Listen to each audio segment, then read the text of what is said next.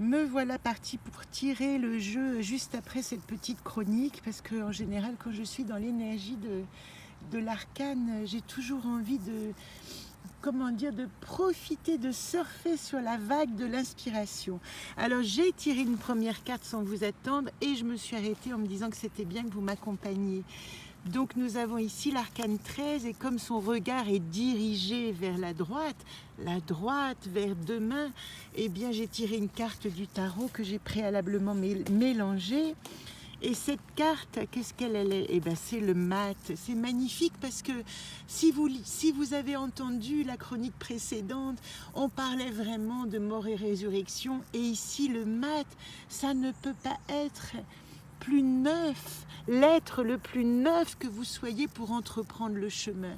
C'est comme si, quand on se considère comme le mat, on se considère comme absolument vierge d'expérience et du coup, prêt à traverser la totalité des arbres de la connaissance et d'accepter en fin de compte tout le cheminement qui va nous être proposé. Moi j'ajoute aussi qu'il y a ce petit baluchon quand même et que lui ne vient pas de n'importe où, le mat. On en parlera quand on aura terminé tout notre cycle, puisqu'il arrivera en tout dernier. Nous le raconterons après le monde, alors que c'est lui qui parcourt.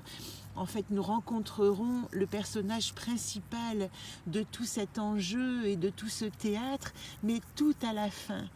Vous avez les scènes, les actes, les pièces, mais le personnage principal, vous en aurez la connaissance qu'au bout de la 22e arcane. Bref, ce mat, pour moi, il garde aussi en lui l'expérience du bagage, de tout ce qu'il a pu parcourir déjà dans ses autres incarnations ou dans ses autres cheminements. Donc il avance neuf et vers le passé avec la possibilité d'inventer, mais lui, il a quand même une forme de conscience, la conscience sage de celui qui a appris et puis qui a oublié pour laisser la place au nouvel apprentissage. Alors qu'est-ce qu'il regarde ce mat avec l'arcane? Bon ben voilà, un tirage en 3, c'est le genre de tirage que j'adore, puisque nous avons la roue de la fortune qui est une lame de face, elle regarde ni à droite ni à gauche, donc elle clôt en 3 cartes ce tirage, et le mat regarde quoi? Eh bien il regarde la roue de fortune qui lui parle de simplement la possibilité d'avancer dans ses cycles, puisqu'il a compris, son principe compris, accepté, vécu le principe de mort et résurrection. Pour les anacartes, nous avions même ici donc la mémoire, la mère, l'archaïque, celle qui donne naissance, celle qui redonne vie aussi. Voilà ce qu'elle traduit même dans les anacartes. Elle dit: rassure-toi, à travers cette carte-là, n'aie pas peur de cette tête, ce n'est que ton esprit qui est fauché, ce n'est que ta volonté maladroite physique qui est restée comme ça, coupée de ton corps, parce que tout n'était pas complet. Et maintenant, tu vas pouvoir entreprendre ce chemin, parce que tout ce chemin est un chemin de complétude. La deuxième carte que nous avons pour les anacartes qui accompagnent le fou, c'est l'imagination magnifique. Ça veut dire que ici, le mat, le fou, est autorisé à faire preuve de toute imagination, de tout délire, diront les négatifs, mais de toute prospective pour pouvoir inventer la possibilité d'exister.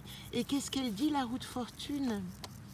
Eh bien, elle dit que ce passage-là, c'est presque un passage obligatoire de la pensée, c'est-à-dire que qu'est-ce qui fait tourner la roue, en fin de compte? C'est la conscience intellectuelle que nous avons de tout notre chemin. Parce que comment pouvoir avancer si nous n'avons pas conscience de tout ce processus? Et Zolpt ici, tout à coup, reprend toute sa dimension royale de mon intelligence est au service de mon cheminement pour ma résurrection. Voilà un court tirage qui me plaît à tel point que j'ai envie de vous faire un petit paysage global pour vous dire Alléluia, voilà. voilà où nous existons et voilà où nous sommes et voilà le programme. N'ayez pas peur de cette mort car la résurrection avec la conscience et le sens du libre arbitre et de la liberté ne peut être qu'un cheminement absolument orgasmique de l'existence. À demain.